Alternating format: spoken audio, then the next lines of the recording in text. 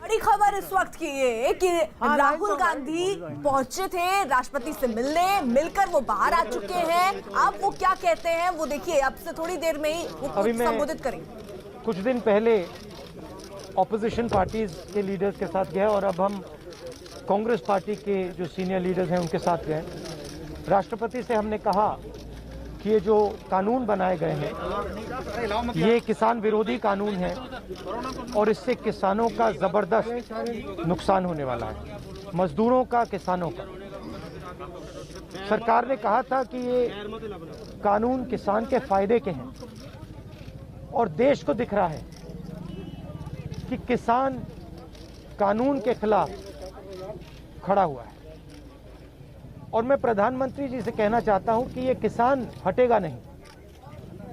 प्रधानमंत्री को ये नहीं सोचना चाहिए कि किसान और मजदूर घर चले जाएंगे, नहीं जाएंगे जब तक ये कानून वापस नहीं लिया जाएगा।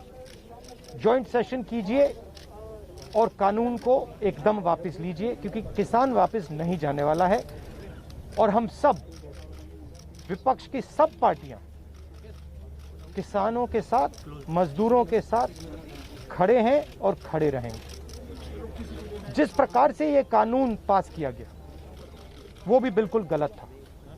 बिना डिबेट किए, बिना किसानों से चर्चा किए, बिना मजदूरों से पूछे ये कानून ऊपर से थोप दिए गए हैं और इन कानूनों को हटाना ही पड़ेगा, विड्रॉ करना ही पड़ेगा।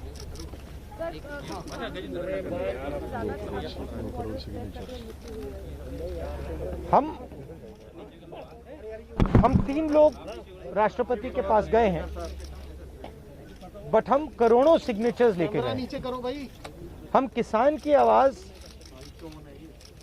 राष्ट्रपति जी को तक ले गए। सर्दी का मौसम है और पूरा देश देख रहा है कि किसान दुख में है, दर्द में है और मर भी रहे हैं। प्रधानमंत्री को सुनना ही पड़ेगा। और मैं एडवांस में चीज बोल देता हूं। मैंने कोरोना के बारे में बोला था कि नुकसान होने जा रहा है। उस समय किसी ने नहीं बात सुनी और आज मैं फिर से बोल रहा हूं, किसान के सामने, मजदूर के सामने कोई भी शक्ति नहीं खड़ी हो सकती है। अगर प्रधानमंत्री जी ने कानून वापस नहीं लिए, सिर्फ बीजेपी को नहीं, सिर्फ आरएसएस को नहीं, देश को नुकसान होने जा रहा है। राहुल जी, बार-बार बीजेपी की तरफ से कहा जा रहा है कि ये जो किसान बैठे हैं ये नक्सल हैं, खालिस्तानी हैं, विपक्ष इन्हें बरगला रहा है, इस तरह के आरोप लग रहे हैं। देखिए,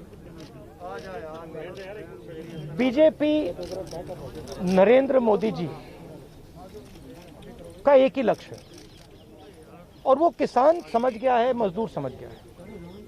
लक्ष्य है कि उनके आसपास जो 2, 3, 4 बड़े क्रोनी कैपिटल्स हैं, उनके लिए पैसे बनाने का काम नरेंद्र मोदी जी करते हैं। जो भी नरेंद्र मोदी जी के खिलाफ खड़े होते हैं वो उनके बारे में कुछ ना कुछ गलत बोलते रहते हैं। किसान खड़े हो जाएंगे तो किसान को आतंकवादी बोलेंगे, मजदूर खड़े हो जाएंगे तो मजदूर को आतंकवादी बोलेंगे। एक दिन अगर मोहन भगवत खड़े हो गए तो कहेंगे ये भी आतंकवादी है। मतलब जो भी नरेंद्र मोदी जी से सत्ता लेने की कोशिश करेगा वो आतंकवादी है। और नरेंद्र मोदी किसके लिए काम कर रहे हैं वो मैंने आपको बता दिया। उनके 2-3 आसपास के क्रोनी कैपिटलिस्ट हैं जिनको वो पूरा का पूरा हिंदुस्तान पकड़ा रहे हैं। ये रियलिटी है।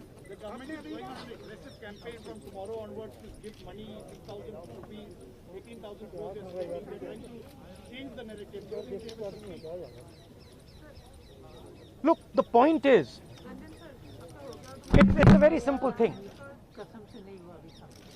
There are millions of people who live off our agricultural system. Large percentage of our people live off our agricultural system. These are laborers, they are farmers, they are small traders, these are these people. and they're the backbone of the country. Now, we understand that agriculture has to be reformed. What we are saying is that if you destroy this system, these millions of people will have nothing to do. They will not be able to feed themselves. And you will create massive destruction, massive pain in the country. Why is the Prime Minister doing this? It is a very simple calculation. The Prime Minister is doing this because he wants to help 2 or 3 business people. He does not care what happens to these people. He will construct whatever narrative he has to construct to make sure that the wealth transfer that is taking place to 3 or 4 people continues. He will call people terrorists. He will call people anti-nationals. He will call people criminals. He will do whatever he has to do to transfer the wealth from these people, the backbone of this country, to those people. 3 or 4 of them, 5 of them. That's the crux. And we are fighting this. We are saying that in India, where you have destroyed the agricultural system, will not function. Just like I said, take Corona seriously. Corona is going to kill people in massive numbers if you do not act. At that time they said, scaremongering. Now they're not saying scaremongering. When I suggested to the Prime Minister that do not do this in a centralized way, give power to the chief ministers, he didn't do it. He caused thousands and thousands of people to die because he didn't do it. And then afterwards, after I said it in the press conference, he did it. So the point is, you have an incompetent man who is controlled by certain other people. This is what India has to understand. This is what all youngsters have to understand. You have an incompetent man who doesn't understand anything, running a system on the behalf of 3 or 4 other people who understand everything. And their aim is to take huge amounts of money from the poor people of India and put it in their pocket. And that is what we are fighting. And frankly, it doesn't matter what you think right now, because all of you will face this. There's not going to be a single person in this country who's not going to face this. If you're a farmer, you will face it. You're a small businessman, you will face it. You're a journalist, you will face it. This is an assault on the idea of India. That is why we're standing here. That is why I've gone to the president. That is why we've signed these forms. So you posted a tweet about Wayanad yesterday about a family which was struggling while doing their farming. But there are several more instances like this. But the BJP is saying that this is just Punjab farmers who are protesting here at the Delhi gate. No other farmer in the country has a problem with the reform. That's just not true. That is just not true. We are not allowed to go out.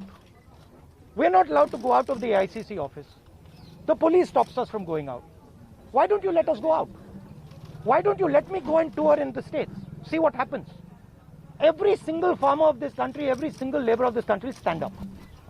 But आप police लगवाते हो, हाथरस जाते हो, arrest करते हो, AIC से हमारे MPs को बाहर नहीं निकलने देते हो, और फिर कहते हो कि भैया मतलब सब कुछ ठीक है. और Prime Minister needs to realize that there is a limit to this. आपने थोड़ा सा करना है, आपने 2-3 लोगों की मदद करनी है, थोड़ा सा करना है, आप कर सकते हो. बट जिस प्रकार से नरेंद्र मोदी कर रहे हैं, मैं फिर से दोहरा रहा हूं, हिंदुस्तान के किसी भी युवा को रोजगार नहीं मिलेगा.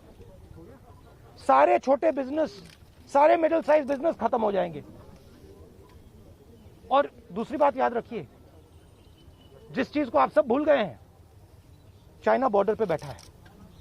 चाइना ने हिंदुस्तान की हजारों किलोमीटर जमीन छीन ली है. प्रधानमंत्री उनके बारे में क्यों नहीं कहते? उसके बारे में चुप क्यों है? तो मेरा कहना है कि पूरा का पूरा कॉम्बिनेशन बन रहा है. एक तरफ आप अपने सिस्टम को तोड़ रहे हो, आप अपने लोगों को लड़ा रहे हो, आप अपने किसान को मार रहे हो, मजदूर को मार रहे हो, और दूसरी तरफ बाहर से फोर्सेस देख रही हैं, कह रहे हैं कि बहुत अच्छा है, नरेंद्र मोदी हिंदुस्तान को कमजोर कर रहा है और हमारे लिए अच्छी अपॉर्चुनिटी बनने जा रही है. मैं देश को बता रहा हूं, मैं वार्निंग दे रहा हूं कि आप देखिए क्या हो रहा है। और मैं आपको भी कह रहा हूं, प्रेस वालों को भी कह रहा हूं, मैं समझता हूं कि आपको सैलरी मिलती है और आपके लिए बहुत मुश्किल है, मैं समझता हूं बात, इसलिए आप नहीं कह पाते हो जो आपको कहना है। मगर आपके देश को, हमारे देश को बहुत जबरदस्त नुकसान होने वाला है।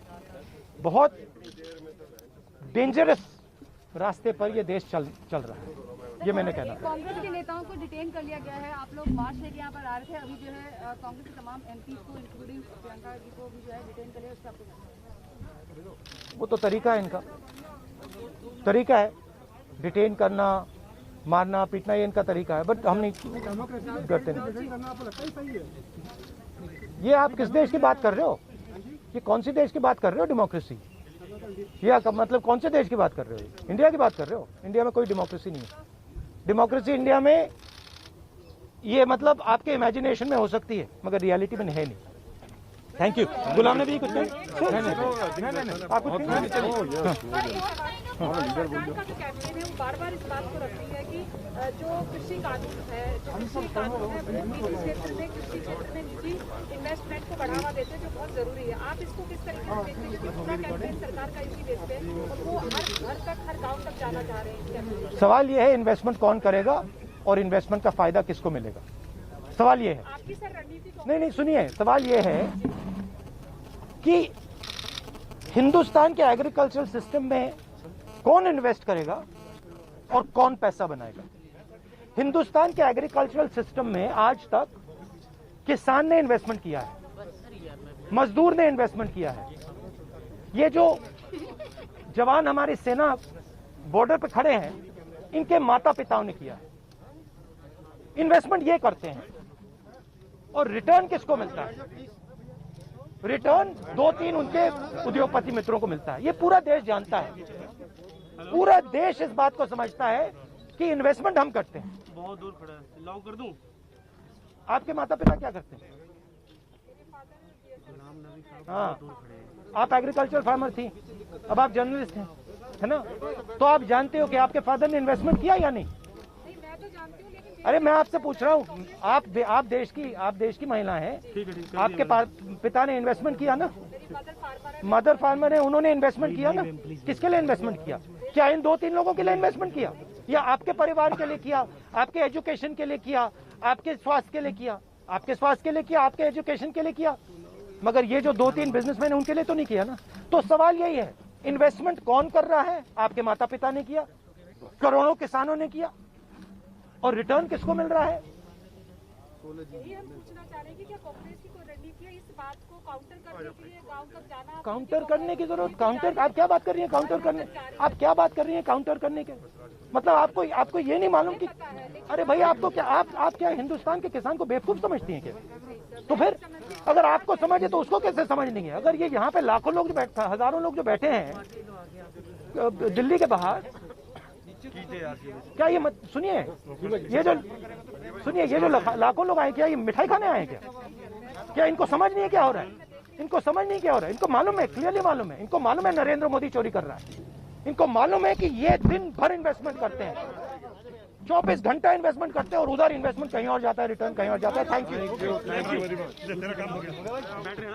तो राहुल गांधी राष्ट्रपति से मिलने के बाद जब बाहर आए तो उन्होंने कहा कि किसानों के बारे में सरकार जो है वो सोच नहीं रही है, लगातार बातचीत हो रही है, ये जो कानून बना है वो किसानों के हित के लिए नहीं है, इस बात को सरकार को समझना होगा और खुले मन से ये एक ही रास्ता है कि ये जो कानून है उसको वापस ले ले। यानी राहुल गांधी और कांग्रेस ने स्पष्ट किया कि वो ये चाहते हैं कि ये जो कानून है वो वापस लिया जाए। सुधार की उन्होंने कोई बात नहीं की कि इसमें कुछ सुधार हो सकते हैं जहां कमियां हो। दूसरी तरफ देखिए, आज कांग्रेस के तमाम कार्यकर्ता बाहर निकले और उन्हें रोका गया, जब तो कुछ लोगों को हिरासत में भी लिया गया, प्रियंका गांधी को भी हिरासत में लिया गया।